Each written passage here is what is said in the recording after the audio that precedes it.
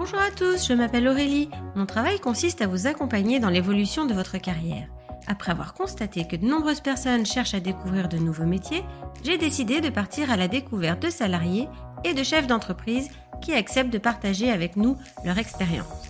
Chez Super Compétences, nous mettons notre expertise à votre service pour que vos projets prennent vie. Je suis très contente de vous partager l'enquête métier du jour. Vous êtes prêts ? C'est parti ! Bonjour et bienvenue dans ce nouvel épisode. Je suis aujourd'hui en compagnie de Francis Lelon, cofondateur du groupe Allegria, et il va nous faire découvrir aujourd'hui les métiers du no-code et de l'intelligence artificielle. Bonjour Francis. Bonjour Aurélie. Je suis ravie de t'accueillir et de découvrir cette multitude de choix, en fait, dans ce monde que je connais à peine.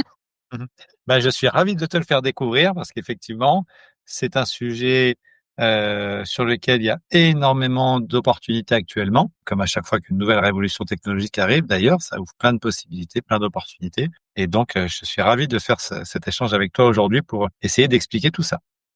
Merci. Est-ce que tu peux commencer par te présenter et nous expliquer un petit peu ton parcours et qu'est-ce qui t'a amené à faire cette école aujourd'hui? Ouais, c'est vrai que pour moi, c'est l'aboutissement de quelque chose. Tu sais, dans une carrière, il y a des moments où ça cristallise toutes tes expériences et puis tout ça, ça donne du sens. Moi, ça fait 30 ans que je suis maintenant entrepreneur dans la tech. J'ai commencé en 99, ma première société.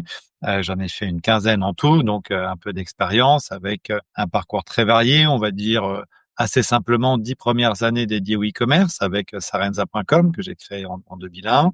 Et puis ensuite, quelques autres expériences dans une deuxième phase de ma vie qui n'ont pas toutes été des succès entrepreneuriaux. Certaines boîtes existent encore toujours, mais elles n'ont pas forcément explosé comme on l'espérait, hein. Si ça marchait à tous les coups, ça se saurait.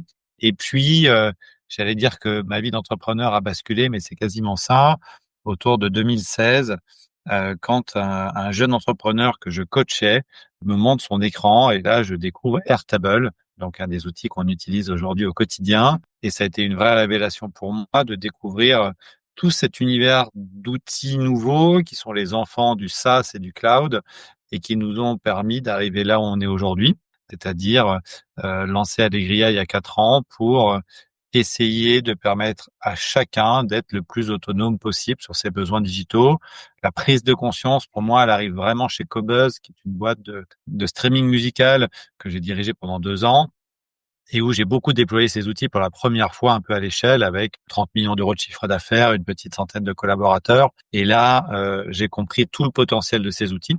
Et donc, j'ai eu envie de partager cet apprentissage au plus grand nombre. Et puis, dans la vie d'entrepreneur, il faut aussi avoir un peu de chance. Et la chance, elle a sonné à ma porte le 30 novembre 2022 quand ChatGPT 3.5 est apparu au monde et que l'IA générative a engendré tout ce qu'on utilise au quotidien les uns les autres, un nouveau marché, des nouvelles compétences. Et donc, c'est notre raison d'être chez Allegria. C'est vraiment d'accompagner les particuliers et les entreprises dans leur montée en compétences sur l'intelligence artificielle. On est un des leaders, voire le leader aujourd'hui en formation en IA en France, avec plus de maintenant presque 70 000 personnes acculturées et plus de 6 000 étudiants dans notre académie. Donc, on est vraiment au cœur de cette révolution de l'intelligence artificielle. Et là, on va peut-être un peu plus loin, et là où ça fait encore plus de sens pour moi, c'est que j'ai jamais appris à coder, donc je suis le premier utilisateur de mes outils, de ceux qu'aujourd'hui je recommande d'utiliser. Et donc, on est sans doute l'école la plus digitalisée, la plus automatisée, la plus IAisée, si on peut dire des choses comme ça, de France aujourd'hui. Et on en est très fiers et ça fonctionne très bien puisque, comme on va en parler, pas envisager la révolution de l'IA sans se poser la question des nouveaux métiers qui vont émerger, puisque malheureusement, on sait maintenant qu'il y a aussi des métiers qui vont disparaître. Et donc, on a une responsabilité, et tous, et chefs d'entreprise en particulier, pour faire en sorte que l'IA ne devienne pas la plus grande catastrophe sociale sur l'emploi qu'on ait jamais connue. En tout cas, ce qui nous motive, les 3 fondateurs, Christelle, Thomas et moi, c'est vraiment l'impact qu'on peut avoir sur la vie des gens en leur donnant une vraie solution d'avenir grâce à l'IA.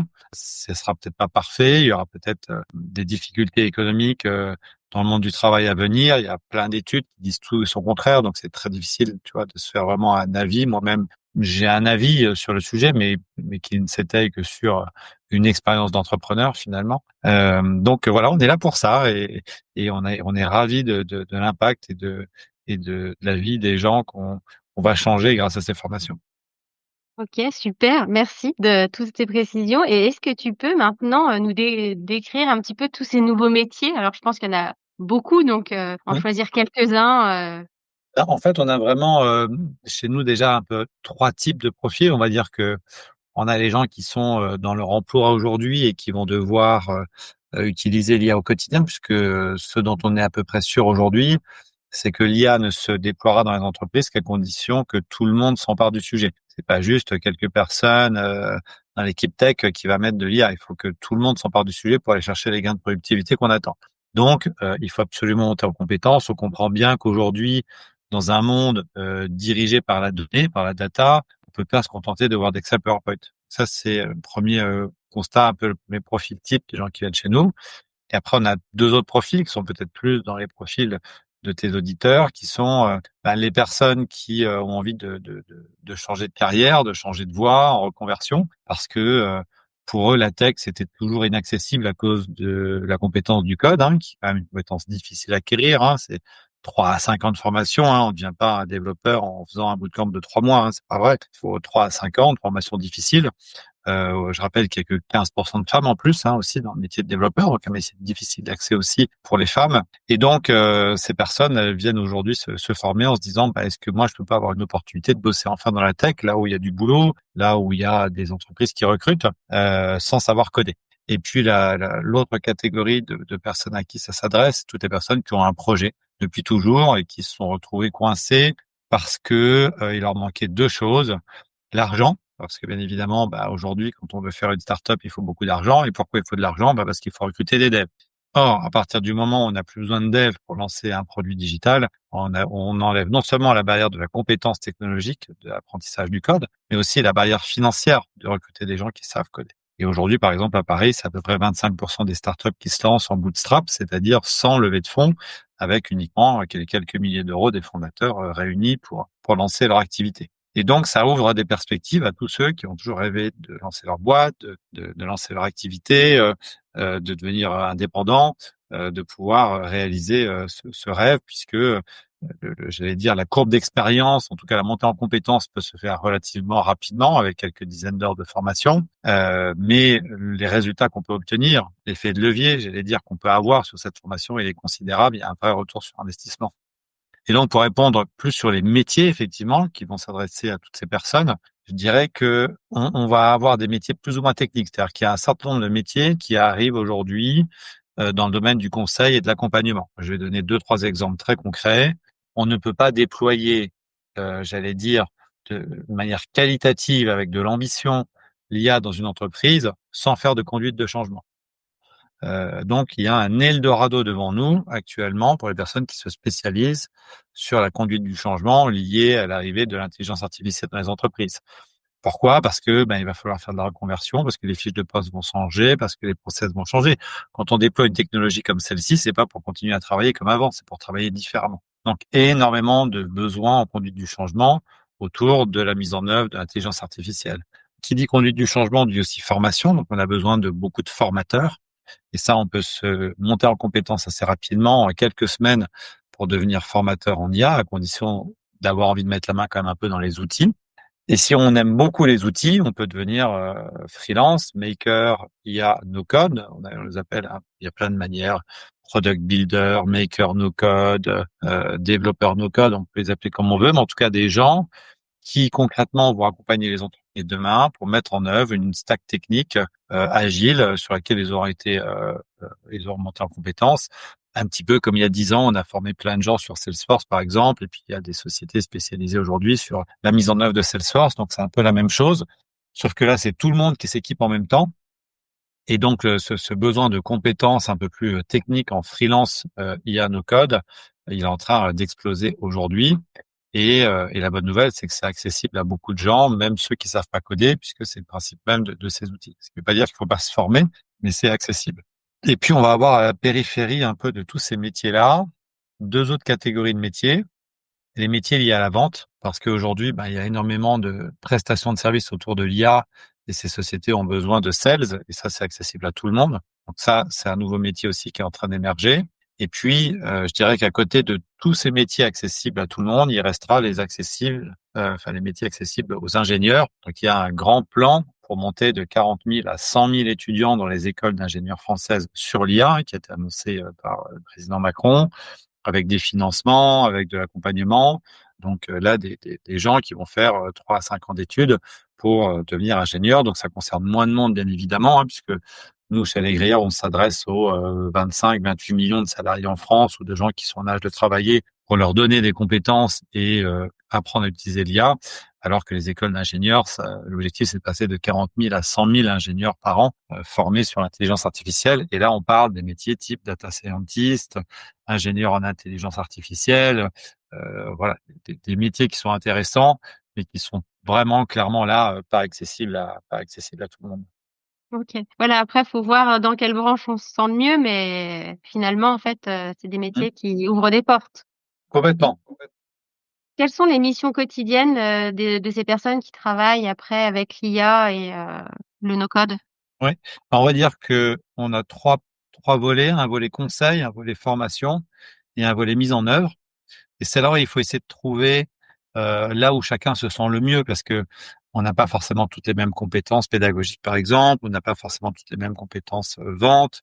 Donc, ces trois catégories sont intéressantes, puisque la partie conseil, ça peut être effectivement du conseil sur la mise en œuvre d'une stratégie IA, ça peut être du conseil à la sélection d'outils, ça peut être du conseil sur l'organisation, du conseil autour de la donnée, comment organiser sa donnée, du conseil autour de la compliance, donc la sécurité des outils d'intelligence artificielle. Donc, il y a vraiment beaucoup de sujets autour des métiers du conseil, et puis du conseil à la conduite du changement, comme je l'ai évoqué précédemment. Donc, tous ces métiers du conseil sur la mise en œuvre de l'IA, aujourd'hui, sont en train d'exploser, puisque toutes les boîtes vont y passer. Alors après, il y a déjà du monde là-dessus, bien évidemment, sauf que les sociétés de services informatiques traditionnelles, qui s'adressent plutôt généralement aux grands comptes, elles sont quasiment totalement absentes de tout le tissu des autres entreprises qui sont, j'allais dire, en dessous de 1000 collaborateurs, où là, il y a des centaines de milliers d'entreprises à aller accompagner sur la mise en œuvre de ces outils. Donc ça, c'est la première partie. La deuxième partie, ça sera donc plutôt ce qui concerne l'enseignement et le coaching. Je mets les deux un petit peu dans la même boîte, même si c'est des sujets un peu différents. Nous, on a beaucoup de demandes en ce moment de coachs, donc de personnes qui souhaitent se former, puis ensuite être accompagnées par un coach expert technique qui va leur éviter de rester scotchés sur un bug d'automatisation pendant une journée et qui vont pas trouver, donc mais qui ont envie de continuer à apprendre, donc de faire un peu à quatre mains. Et ça fonctionne très bien. Donc l'enseignement, que ce soit en B2C ou en B2B, il y a énormément de demandes aujourd'hui.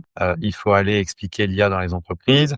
Dans les entreprises, on aime bien avoir encore aussi un humain qui vient nous expliquer tout ça, qui va pouvoir poser les questions. Donc c'est encore, j'allais dire, l'essentiel de la norme aujourd'hui, même si on peut toujours se former sur des plateformes. Ça existe, c'est certain. Mais on voit que les entreprises sont très demandeuses à la fois d'avoir encore une vision un peu aspirationnelle du sujet de l'IA, mais de plus en plus les cas d'usage pratiques. Je veux m'y mettre demain, comment je m'y mets? Et peut-être la force qu'on a nous chez Allegria, c'est comme on est aussi, on fait aussi de la prestation de service, on est aussi des makers nous-mêmes. Quand on fait une formation aujourd'hui, ce qu'aiment nos clients, c'est qu'on le fait sur les cas d'usage du client.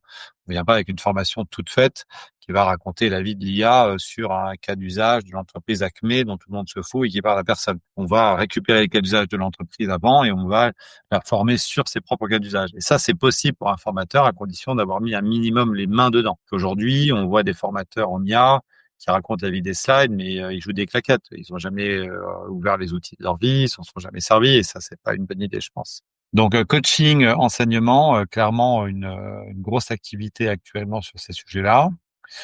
Donc, conseil, coaching, et puis ensuite délivrer, produire pour le compte du client, faire de la prestation de service. Je dirais que sur le marché du no-code, s'est encombré assez rapidement.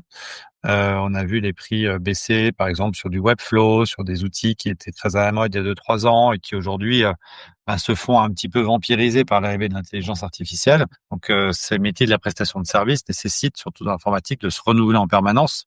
Et donc, j'invite vraiment tous ceux qui s'étaient formés sur ces outils où il y a maintenant beaucoup de concurrence à passer plutôt sur l'IA où il y a aujourd'hui beaucoup moins de concurrence et puis surtout beaucoup plus à faire parce que tout le monde a besoin de faire de l'IA alors que tout le monde n'a pas forcément besoin de faire d'autres prestations de services informatiques. Et là, on voit que les tarifs actuellement sont entre 300 et 700, 800 euros la journée pour une personne qui a ses compétences et qui est capable de déployer de l'IA avec des outils d'automatisation dans les entreprises. Donc, c'est plutôt une bonne nouvelle. Et là, il y a beaucoup de demandes. Les places sont à prendre. Il faut faire son personal branding, il faut trouver ses clients. La bonne nouvelle, c'est qu'il n'y a pas besoin d'avoir énormément de clients pour que ça marche, pour aller chercher 5 à 10 000 euros par mois en prestation de service. Donc voilà, il faut vraiment sauter sur l'occasion parce que c'est cette année que c'est en train de se faire. Quel sera le marché de l'IA et combien de personnes y auront été formées d'ici 5 ans, c'est impossible de le dire. OK. Et donc c'est des métiers qui sont exclusivement, en indépendant après ou on peut être salarié? Ah non, on peut tout à fait être salarié. Les entreprises recrutent ces compétences. D'ailleurs, nous, on a aussi une école certifiante aujourd'hui en 15 mois avec de l'alternance et nos alternants sont tous recrutés dans les entreprises très très vite. Donc on peut le faire en indépendant, on peut le faire dans la boîte où on est déjà aussi, mais on peut se faire recruter avec ses compétences avec un CDI. Donc je dirais qu'on a le choix. C'est d'autant plus flexible que c'est aussi des métiers qui peuvent se faire assez facilement à distance. Et donc, on en connaît aussi qui sont aujourd'hui à Barcelone, à Athènes, ailleurs, qui bossent pour des boîtes françaises 100% en remote. Et ça fonctionne absolument très bien. Donc du coup, au niveau des horaires, c'est assez flexible aussi en fait, quand on est indépendant, on fait un peu comme on veut? Ouais, complètement. Je pense que dans le choix de sa stratégie pour quelqu'un qui se dit: «Moi, je veux saisir l'opportunité de l'intelligence artificielle», les considérations financières sont à prendre en compte, mais il faut aussi se poser la question de là où on veut travailler, du nombre d'heures qu'on veut faire, de la typologie de clients qu'on veut, des statuts qu'on veut avoir. Parce qu'aujourd'hui aussi, il y a une vraie compétition aujourd'hui sur les statuts. Moi, on voit beaucoup qui montent leur boîte en Estonie, en Irlande, ailleurs, qui sont qui bossent de partout en Europe. Donc la compétition, elle est là. Et je pense que d'ailleurs, nos chers élus politiques devraient bien réfléchir avant d'augmenter les impôts à toutes les opportunités qui sont données aujourd'hui aux gens qui veulent se lancer en indépendant n'importe où en Europe. Donc la compétition, elle est vraiment européenne aujourd'hui. Donc il faut saisir cette opportunité, oui. Et donc c'est un travail qu'on fait seul ou en équipe? Pour se former ou le Pour métier? former, les métiers, les tout? Eh bien, écoute, je pense que c'est un peu des deux. C'est-à-dire que sur la partie pédagogique, faut avoir envie de parler aux gens, faut avoir envie de les accompagner, faut être à l'écoute. On fait un certain nombre de qualités pédagogiques tout à fait particulières. Et dans les métiers du conseil également, on est avec l'équipe du client. On peut travailler aussi en équipe si on n'a pas forcément toutes les compétences de son côté. En tout cas, nous, généralement, c'est plutôt une équipe qu'on met en place chez un client. Donc il y a les deux. Je pense que celui qui va travailler plus en indépendant, en autonomie, ce sera sans doute le freelance, personne qui va décider de se lancer plutôt sur la partie prestation technique, où là effectivement il travaille un peu tout seul dans son coin. Mais la vision du freelance entièrement déconnecté du monde, qui fait son truc sans en parler à personne, ça c'est terminé aujourd'hui. Ça marche plus vraiment comme ça. Donc quel que soit le profil, il y a quand même besoin d'être intégré dans une histoire, dans un objectif commun avec l'entreprise. Et on le voit d'ailleurs avec le retour au bureau qui a lieu en ce moment de manière assez forte sur le télétravail. Donc, sauf à être dans une entreprise full remote depuis le départ, ce qui arrive, et ça peut marcher, il n'y a pas de problème, il y en a qui savent gérer ça très bien. On est quand même plutôt sur des métiers généralement sur lesquels on va travailler en équipe, je pense. D'autant plus que tu disais tout à l'heure, si on est, formateur, on va peut-être pas faire toute la mise en place, dans l'entreprise, donc on va peut-être partager le travail ou. Oui, exactement. C'est-à-dire qu'aujourd'hui, l'accompagnement d'une entreprise, ça se fait par module. Il y a beaucoup de sujets et personne ne maîtrise tous les sujets. Donc, il peut y avoir un consultant qui s'occupe de l'organisation de la data et puis un autre qui s'occupe de la conduite du changement. C'est rarement la même personne. C'est pas du tout les mêmes profils. Donc, ce qui peut être intéressant effectivement dans des métiers comme cela, c'est de rencontrer quelques autres personnes qui peuvent être complémentaires à vos propres compétences pour travailler ensemble, chasser en meute, j'allais dire, et faire en sorte d'obtenir de meilleurs résultats et puis de pouvoir délivrer de la meilleure qualité aux clients aussi. Je rappelle qu'un des enjeux fondamentaux, quand on démarre, c'est vraiment d'avoir des retours des clients positifs, d'avoir des avis, de pouvoir capitaliser sur les premiers clients heureux. Et ça nécessite de faire de la qualité et on sait pas forcément tout bien faire au départ. Donc s'entourer, bien choisir éventuellement. Alors c'est une arme à double tranchant parce que si on choisit le mauvais, bah, ça peut aussi se répercuter sur vous. Donc faut toujours faire très attention. Mais oui, je pense que c'est plutôt une dynamique de groupe qui se construit. Quelles sont les compétences nécessaires pour, travailler dans les nouvelles technologies comme ça? Bah, c'est une bonne question. Moi, je dirais que c'est plutôt des soft skills, hein, parce Mmh. que je pense que tout le monde est à même d'apprendre comment fonctionne un logiciel, c'est quoi un algorithme, c'est quoi une base de données. Il n'y a pas de, c'est pas rocket science, hein, on n'est pas en train d'envoyer des fusées sur Mars. Par contre, la logique, c'est ça qui est plus difficile. Donc moi, je pense qu'il faut avoir de la logique et surtout, il faut être très curieux, il faut avoir envie d'apprendre en permanence. Il faut être ouvert sur ça. Il faut avoir une capacité d'écoute parce que quand un client vous explique ce qu'il veut et que vous réalisez quelque chose de différent parce que vous faites ce que vous avez envie de faire, mais parce que lui, il veut que vous fassiez, ça peut être difficile. Donc, il faut être aussi un peu, faut avoir une forme aussi de d'humilité en se disant, bah, de toute façon, c'est le client qui paye, donc c'est lui qui décide de ce qu'il veut, même si je suis pas toujours d'accord avec lui. Donc, être en mesure d'accepter parfois de faire des choses différemment de la manière dont on les aurait faites, pour ça aussi aller toujours vers la satisfaction maximale du client, avoir le goût de la satisfaction du client. Je pense que ça, c'est quelque chose qui est très, très important aussi. Penser à avoir des clients satisfaits avant de faire de l'argent. Je vois trop d'entrepreneurs aujourd'hui qui réfléchissent qu'à l'argent et qui délivrent une prestation médiocre, qui ne construit rien sur le long terme. Donc, ouais, c'est plutôt ça, à mon avis, les vrais sujets, ouais. Et donc, est-ce qu'il est possible d'évoluer? Comment on évolue après, une fois qu'on a commencé?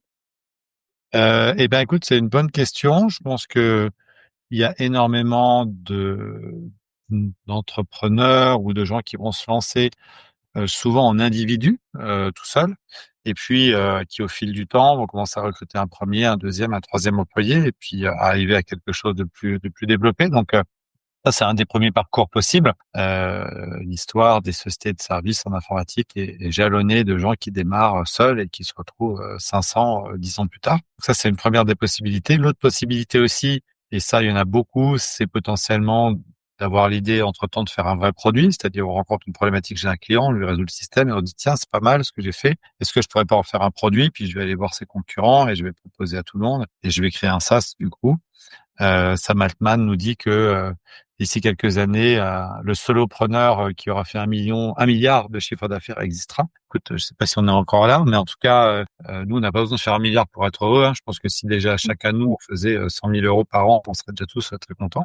Donc ça, c'est aussi une vraie opportunité hein, d'identifier un besoin sur un marché, d'en faire un produit et de construire autour de ce savoir-faire. Donc il y a tellement d'opportunités, tellement de process à changer, tellement de workflow à faire, à innover avec l'IA que jamais personne n'a fait. C'est un puissant fond. Donc aujourd'hui, plus que jamais, c'est quelqu'un qui a envie d'entreprendre. C'est impossible qu'il vienne me voir en me disant j'ai pas d'idée quoi. C'est impossible. OK. Et donc tu disais qu'il y avait beaucoup de demandes de la Ouais. part, des personnes pour, voilà, pour, dynamiser son entreprise, et donc comment, on va se démarquer de la concurrence pour arriver justement à ce qu'on nous prenne nous plutôt qu'un autre, Oui, oui, oui. Alors ça, c'est un vrai sujet, surtout quand on démarre. C'est pour ça que j'insistais sur le fait que ça se construit sur le long terme avec de la qualité, avec des clients satisfaits, comme pour un artisan. Le bon plombier ou le bon charpentier, aujourd'hui, il n'a pas de problème pour trouver du boulot. C'est les clients qui viennent à lui, hein, c'est que du bouche à oreille et ça fonctionne très bien. Et donc, il faut absolument tout faire pour susciter du bouche à oreille de qualité au début. Donc, avoir une extrême satisfaction de ses clients au départ me semble absolument indispensable pour répondre à cette problématique. OK. Et donc si je comprends bien, on peut démarrer en faisant un complément de revenu et puis après, plus on se forme et plus, on peut faire grossir, son entreprise Ouais, et ça, c'est et une en bonne nouvelle. dégager un réel revenu. Exactement. La bonne nouvelle, c'est qu'en France, on veut tout à fait lancer une activité annexe à son contrat de travail. On ne peut pas interdire aujourd'hui à un salarié en France, même si c'est écrit dans le contrat, d'avoir une activité rémunérée annexe, du moment qu'elle ne devient pas prioritaire et qu'elle ne consomme pas du temps de travail qui aurait été censé être fait sur l'entreprise. Donc, ça veut dire c'est du travail du soir et du week-end. Donc, on peut se lancer en auto-entrepreneur. Ça prend 48 heures aujourd'hui sur Legal Place pour lancer son activité. On ouvre un compte en banque sur Conto, ça prend 24 heures aussi. Et en 3 jours, on est prêt à démarrer et à bosser. Donc ça, c'est génial. Il restera la nécessité de trouver des clients, bien évidemment. Mais les contraintes qu'on a pu avoir sur la création d'entreprise, sur les difficultés à se lancer, aujourd'hui, c'est quasiment derrière nous. Donc, faut en profiter d'autant plus. tout à fait. Et donc, concernant les revenus, tout à l'heure, tu parlais d'une fourchette entre 300 et 700 € au jour, c'est ça? Ouais, c'est ça, ouais. C'est pour tous les types de métiers Non, dans le non, non, sud? la fourchette est volontairement vaste et large parce que il y a des juniors, il y a des seniors, il y a des outils plus techniques que d'autres, il y a des outils plus demandés que d'autres. Donc, je dirais que ça, c'est un peu la fourchette normale du marché. Il y a aussi des consultants en IA qui se vendent aujourd'hui 2 000 € à la journée, hein. Donc, il y a aussi D'accord. des exceptions, hein, bien évidemment. Mais je pense que cibler quand on démarre, quand on n'a aucune expérience, pour justement essayer de dire, bah, je vous offre un prix pas très cher parce que je viens de démarrer, je suis encore en formation. En contrepartie, je vous donne tout pour être sûr que vous soyez super content, pour que vous passiez un avis après et pour pouvoir ensuite, bah, du coup, construire un prix supérieur. Ça se fait dans le temps. Donc, sauf à arriver avec un CV de ouf Mmh. parce que tu as travaillé dans l'IA avant chez Meta et que tu es un expert. Pour tous les autres qui vont se lancer dans ces activités, moi, je leur conseille de démarrer plutôt avec un prix faible pour réussir à se faire des références, donner le maximum à son client. C'est votre investissement. Et au bout d'un ou 2 ans, quand vous aurez des bons retours, vous pourrez à ce moment-là augmenter les prix. Quels sont les plus grands défis que l'on rencontre quand on fait ces métiers-là? Mmh. Oh là là, il y en a tellement des défis. Allez, pêle-mêle, la nécessité de rester toujours au goût du jour, donc de se former en permanence, très important. La difficulté à expliquer la valeur ajoutée, ce que vous faites au client, parce qu'il va avoir l'impression qu'avec ChatGPT, il va pouvoir tout faire de lui-même. Donc, il faut quand même justifier la valeur qu'on va créer dans un monde où bah, il y a quand même des gens qui commencent à se former aussi par eux-mêmes, hein, potentiellement sur ces outils. Quoi d'autre? L'idée de croire qu'on peut apprendre tout seul, ça c'est quelque chose qu'on voit très souvent. Oui, tout le monde peut apprendre tout seul. Moi, j'ai appris tout seul aussi, mais à une époque où il n'y avait pas de proposition. Aujourd'hui, j'investirais sur moi, j'investirais sur des formations pour pouvoir justement faire en sorte de pas perdre de temps et de le faire dans une vraie méthode pédagogique qui a été réfléchie avec un parcours qui a été réfléchi avec des exercices qui ont été réfléchis avec une communauté. Quoi d'autre? Quoi d'autre? Qu'est-ce que on peut avoir comme erreur? On va croire qu'on va apprendre une fois pour toutes et que c'est fini. Non, ça, c'est pas vrai non plus. On apprend tout au long de la vie. Et puis surtout, vraiment essayer d'être curieux, quoi. Faut vraiment, vraiment être curieux, triturer, tester dans tous les sens. Il n'y a pas mort d'homme parce que vous allez rater une automation sur Make, hein. C'est pas très, très grave. Mais Mmh. il faut s'y mettre activement. Donc du coup, quelles sont les formations accessibles, pour, parvenir à faire ces métiers-là? Alors, bah, je pense qu'il y a plusieurs moyens d'y arriver. D'abord, l'auto-formation reste quelque chose qui fonctionne. Il y a plein de gens aujourd'hui qui se lancent en regardant des vidéos. Alors, c'est quand même pas toujours facile parce qu'on voit beaucoup de gens qui vendent du rêve sur les tutos YouTube, qui vendent que la moitié et quand on regarde le résultat qu'ils ont obtenu, souvent c'est nul. Donc attention aux vendeurs de rêve sur YouTube quand même, il y en a un paquet. Mais bon, c'est possible. Moi, je me suis formé en autonomie, il y avait rien à l'époque. La deuxième possibilité, s'il y a vraiment une limite budgétaire importante, c'est de le faire via des plateformes, hein, type Open Classroom, qui propose aussi ce type de formation. Bon, là, c'est que de la pure vidéo. On est un peu quand même tout seul, mais c'est pas cher. Mmh mh. Et puis après, il y a des formations qui est plus nous ce qu'on propose, qui repose autour de 3 piliers. Un premier pilier qui est le contenu spécifique, le meilleur contenu possible technique, mais abordable pour tous, donc avec vraiment les vidéos, les exercices, tout ce qui va bien. Un deuxième pilier qui est la communauté, hein, très important de pouvoir échanger avec la communauté, pour apprendre de la communauté. On croit beaucoup chez Allegria dans l'intelligence collective. Et puis ensuite, le coaching, qui est pour les gens qui sont un peu éloignés de la tech, qui ont peur, qui ont toujours cet un petit peu sentiment d'illégitimité ou qui ont fait du Word Excel PowerPoint toute leur vie et rien d'autre, ont besoin d'être pris un peu par la main. Le coaching, ça fonctionne très très bien. Ça fonctionne dans plein de métiers, ça fonctionne dans celui-là aussi. Et là, ben, ça permet de progresser plus vite, d'éviter de faire des erreurs, de tout de suite trouver la bonne stack technique, d'avoir des réponses immédiates, d'être accompagné par quelqu'un. En fait, le coach d'aujourd'hui, c'est le prof d'hier. Hein. C'est-à-dire que les gens veulent un format différent, ils veulent que ça aille plus vite, ils veulent faire plus d'autonomie, ils veulent du multi-format. Et dans cet écosystème de l'éducation, l'avenir, il est plus au prof qui va se faire remplacer par de l'IA. L'avenir, il est au coach. Et donc, faut vraiment bien comprendre la différence entre les deux pour comprendre ce qu'attendent les gens. Est-ce que tu aurais une anecdote amusante, rigolote à nous partager sur, l'IA, par exemple? Ouais, un truc rigolo. Alors, je l'ai pas refait depuis longtemps, mais j'avais fait ma biographie. J'avais demandé à ChatGPT ma bio, parce que j'avais une bio à sortir. Et comme chez Sarenza, on a été deux dirigeants et qu'en particulier, d'ailleurs, le deuxième dirigeant s'est de temps en temps laissé un peu passer pour le fondateur alors qu'il n'était pas du tout le fondateur. Je me suis retrouvé avec une bio qui était un peu la mouche. Là, je sais pas si tu te souviens du film où on a mélangé l'ADN d'un homme avec celui d'une mouche là, dans les années 80, un film de Soderbergh. J'avais un peu l'impression d'être dans cette situation-là, c'est-à-dire que ma bio, c'était un mélange de sa vie et de la mienne. Donc, D'accord. c'était sa date de naissance, mes études, des boulots qu'il avait fait, des boulots que j'avais fait. Ça faisait un gloubi-boulga. Et ce qui est logique, puisque l'IA ne comprend rien à ce qu'elle fait et elle ne fait qu'une réponse statistique. Et donc, elle avait réussi à sortir un truc créatif, mais qui ne représentait rien du tout de la réalité. Donc, il a fallu que j'explique qu'on était deux, qui était l'autre, qui j'étais, pour arriver à faire enfin un vrai résultat. C'est assez drôle. Mais ça va Oui, s'améliorer. C'était les débuts. J'ai pas retesté depuis quelques temps, savoir s'il était capable c'est de me ça. faire ma bio correctement maintenant. Et enfin, pour, terminer, quels conseils tu pourrais donner aux personnes qui souhaitent s'orienter dans ces métiers-là? Le meilleur des conseils, c'est de faire une formation chez Allegria, évidemment. Ça, c'est la base, j'allais dire, parce qu'on a vraiment beaucoup de débouchés, parce qu'on a une super communauté, parce que les cours sont incroyables, les coachs sont top. Donc ça, c'est le premier des conseils évidents. Après, je pense que surtout, ce qu'il faut, c'est trouver sa voie entre l'ensemble de ces nouveaux métiers qui arrivent. Il y a plein de possibilités, tester, se dire, tiens, je vais peut-être j'ai peut-être pas encore vraiment toutes les compétences techniques, mais je peux déjà commencer à faire peut-être coach ou je peux peut-être commencer à faire formateur en IA avant d'avoir le niveau suffisant. Donc, imaginez aussi cette carrière comme une trajectoire dans l'univers de l'IA. Et la beauté du sujet, c'est que tous ces outils, ils ont été faits pour être accessibles par nous tous, justement. Mmh. Qu'on soit salarié, indépendant, freelance, artisan, prof, entrepreneur, tout ce qu'on veut, tout le monde va utiliser ces outils demain. C'est un incontournable. Donc, quoi qu'il advienne, même si en cours de route, vous changez d'avis ou vous décidez de faire autre chose, tout ce que vous allez apprendre aujourd'hui sur la maîtrise de l'IA vous sera utile demain. Ça devient un savoir fondamental, comme savoir servir d'un ordinateur ou Oui. savoir lire, écrire et compter. Et donc, quand on a compris ça en termes de mindset, quel que soit son âge, quel que soit son parcours, qu'on ait un cursus littéraire ou mathématique de formation initiale, s'en fout en fait. Il y a aujourd'hui du boulot pour tout le monde pour qui veut se mettre sur le sujet. Mmh. Combien de temps ça durera, en revanche, je ne sais pas. Ça, j'ai pas de boule de cristal. OK, super. Donc en fait, moi, ce que j'en retiens, c'est que c'est les prémices encore, c'est les débuts. Donc il faut en profiter et en fait, c'est pas parce qu'on se lance dans un côté, il y aura plein de branches qui vont s'ouvrir après donc Ouais, il on y a encore plein de métiers nouveaux qui vont arriver qu'on connaît même peut-être pas encore aujourd'hui. Donc, c'est ça la bonne nouvelle. Et puis peut-être un dernier point aussi que j'ai pas dit qui me semble important.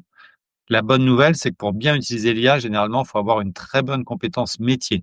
On le voit quand on demande à quelqu'un de poser une question à ChatGPT qui connaît pas le métier, mais il va tellement mal poser la question que la réponse sera souvent mauvaise. Et donc, on va pas se faire remplacer tout de suite tous par l'IA, mais quelqu'un qui a une très forte expertise métier, qui sait utiliser la data et les outils d'IA, lui, il est au top du top de ce qui va se faire demain. Et celui qui n'a pas d'expérience métier, même avec une IA, il fera illusion un peu au début, mais il sera pas au niveau de la personne qui a l'expérience métier. Donc, faut jamais oublier ça. En tout cas, c'est l'état de l'art actuellement. Le jour où il y aura la super intelligence artificielle qui nous remplace tous, ce jour-là, on ira tous planter des choux ou à la plage, mais on n'y est pas encore et de loin. Bon, bah, merci beaucoup d'avoir partagé ce moment, avec nous. En tout cas, moi, j'ai un peu mieux compris, l'intérêt de tout ça, dans les dans les nouveaux métiers donc super. Je vais pouvoir, mieux aiguiller aussi, les personnes que je suis donc super. Merci beaucoup d'avoir Merci. participé. Merci à toi, Aurélie. Bonne À journée à bientôt. tous. Merci d'avoir écouté ce podcast. Vous retrouverez les liens de notre invité du jour en description. Vous trouverez également l'enquête métier du jour en version PDF dans les notes de l'épisode. Si l'interview vous a plu, n'hésitez pas à la relayer autour de vous et de la noter sur votre application de podcast préférée. Vous pourrez retrouver l'ensemble de nos services sur supercompétences.fr. Si vous voulez partager votre métier, prenez contact avec moi pour que nous puissions en discuter. Je reste également disponible pour parler avec vous de vos projets de reconversion professionnelle. Je vous donne rendez-vous au prochain épisode. Belle journée!